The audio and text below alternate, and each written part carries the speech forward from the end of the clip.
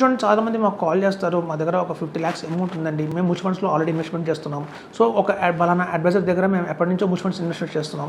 So ఒక regular ప్లాన్స్లో investment చేస్తున్నాం. So మాకు దగ్గర 50 lakhs 60 lakhs ఆల్రెడీ మ్యూచువల్ ఫండ్స్లో ఉన్నాయని చెప్తున్నారు.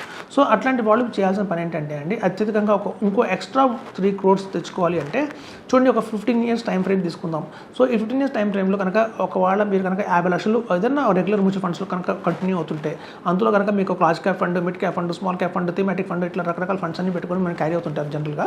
సో ఇట్లాంటి వాళ్ళు చేసే పని ఏంటంటే, మనకి నాన్ డిస్క్రిషనరీ పిఎంఎస్ అని ఒక మంచి పిఎంఎస్ ఉందండి.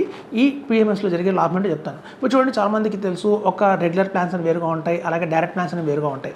ఈ రెగ్యులర్ ప్లాన్స్ వేరుగా ఉంటాయి, డైరెక్ట్ ప్లాన్స్ వేరుగా ఉంటాయి. రెగ్యులర్ ప్లాన్స్ అంటే ఏంటంటే, ఒక అడ్వైజర్ ద్వారా మీరు ఇన్వెస్ట్ చేస్తే అది రెగ్యులర్ ప్లాన్ అంటారు.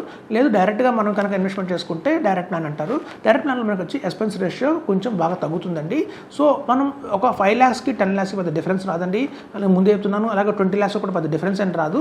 ఎప్పుడైతే మీ పోర్ట్ఫోలియో వాల్యూ కనుక 50 lakhs దాటింది అంటే మాత్రం కొంచెం డిఫరెన్స్ అయితే కొంచెం అత్యధికంగా వస్తుందండి.